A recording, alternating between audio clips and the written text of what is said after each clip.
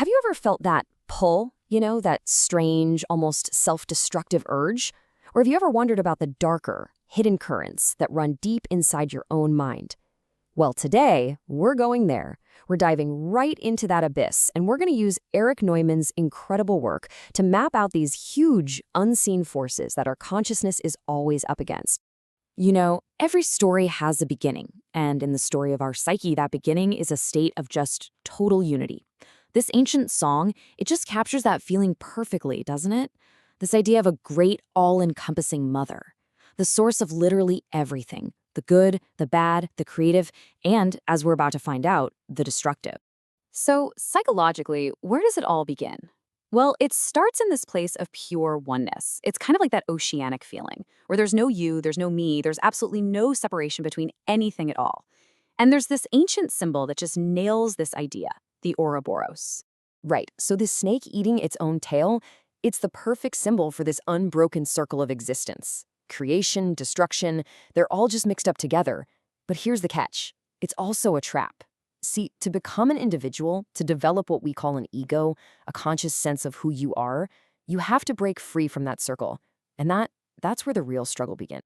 Think about it like a little kid learning to walk. You have to let go of your parent's hand and risk falling down, right? Even though it's terrifying. Well, consciousness faces the exact same battle. The second you separate from that primal comfort, there's this constant psychic gravity that's trying to pull you right back into that easy, mindless, unconscious state. And resisting that pull, that's the fundamental work of being alive. So what happens when you try to break free, to actually stand on your own 2 feet? Well, you face your first great challenge. This is the devouring aspect of that very same creative force you came from, an archetype known as the terrible mother. I want you to imagine a powerful whirlpool. The terrible mother is that force. It's constantly trying to drag your fragile little consciousness back down into the depths. Now, we're not talking about a literal person here. This is an irresistible inner pull, a pull towards stagnation, towards going backward, and ultimately towards a kind of psychic death, a return to nothingness.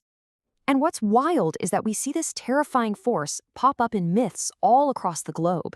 You've got the blood-drinking Kali in India, the Gorgon who could turn heroes to stone with a look, Amit, the Egyptian devourer of souls.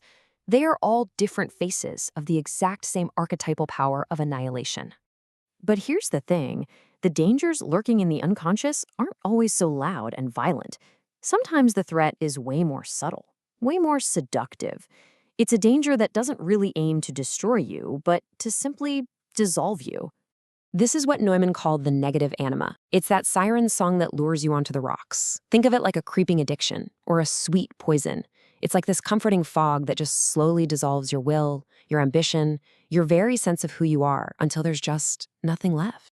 In the old myths, this is the enchantress Circe, turning men into pigs. But in our own lives, oh yeah, it's there. It's that quiet little voice that tells us to just give up, to numb the pain, to just check out and disappear. And that's why this is so important to understand. It's not a threat of violence, but a threat of a quiet, willing surrender. So this really lays out the 2 paths to annihilation perfectly.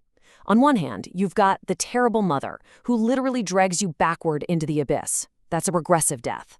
And on the other, you have the negative anima, who makes you just vanish right where you stand, a psychic dissolution.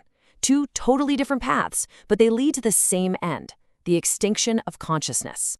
So, you're trapped. You've got a devouring monster behind you and a siren song up ahead. It seems completely hopeless, right? But this moment right here at the lowest possible point is where the entire journey gets truly fascinating. This is the turning point. Neumann puts it so simply, but it's incredibly powerful.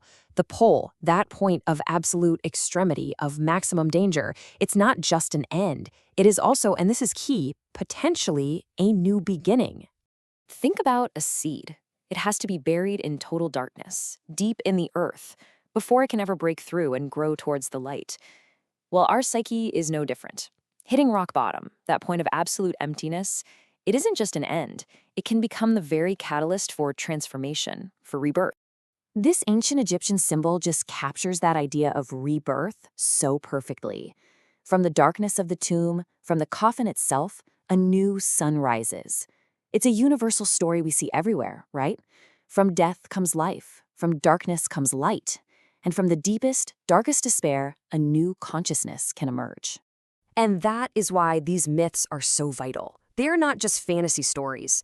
They are psychological maps. They're blueprints for the heroic struggle every single one of us faces to build a conscious self and to avoid being completely overwhelmed by these powerful inner forces. So this journey into the abyss, it isn't just some ancient story. It's a map of the human soul. It's a guide to the challenges that we all have to face. And that leaves us with a question for ourselves, doesn't it? If you really take a moment to look at your own inner world, which forces are guiding you? Which way are you headed? Towards the darkness or towards the light?